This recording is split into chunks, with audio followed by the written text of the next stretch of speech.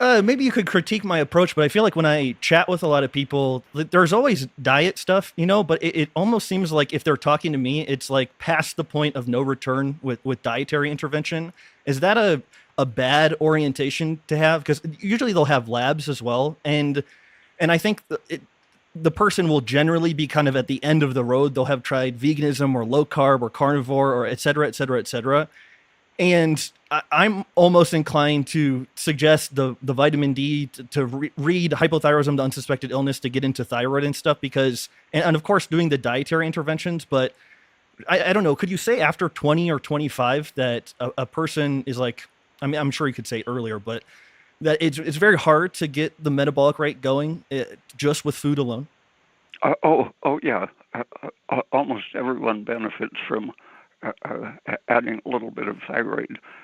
The human diet historically probably always included some supplemental animal thyroid, whether it came from chicken stew or fish soup or sausages or even blood. Uh, there was always some supplement coming from their food.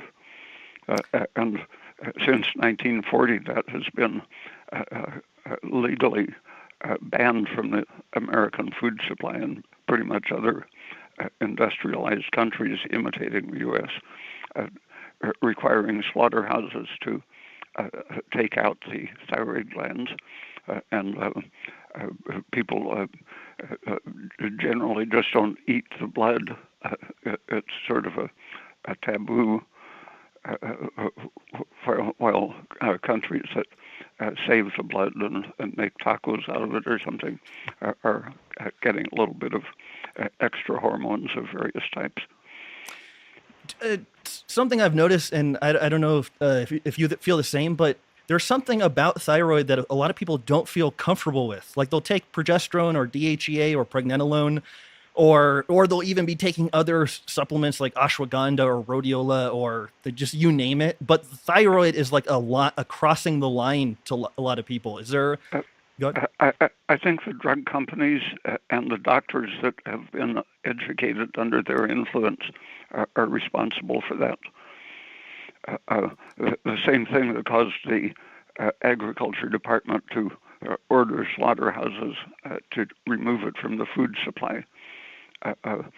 Broda Barnes tells some of the stories. For example, in the 1930s, he observed that thyroid deficiency, among other things, caused an extremely high rate of heart attacks and circulatory disease, uh, uh, infectious diseases, circulatory diseases, and cancer were the main killers in a hypothyroid population.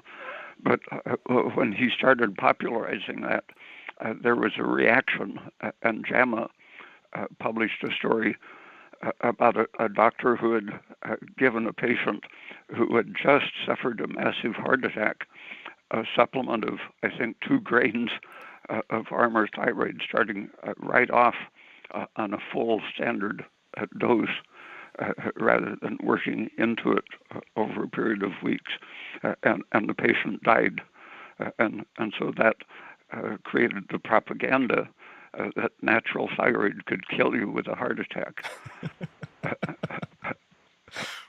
And that sort of thing was amplified when the Synthroid, I think, was the first one on the market with a synthetic thyroxine product. Mm-hmm.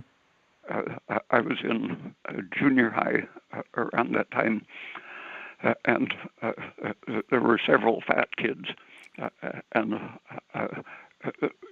most of the kids already at that time were seeing doctors regularly, and almost simultaneously, 2 or 3 of my fat friends said that they didn't have a hormone problem; they were just gluttons.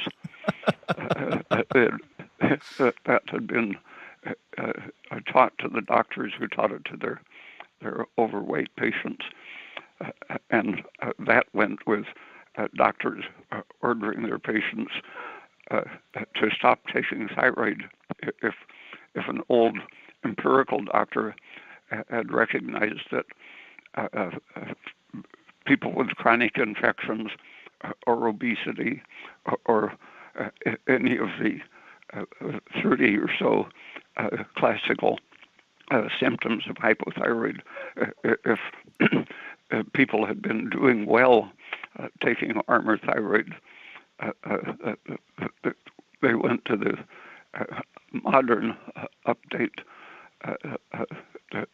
The well-trained doctors told them to stop taking it because it was dangerous.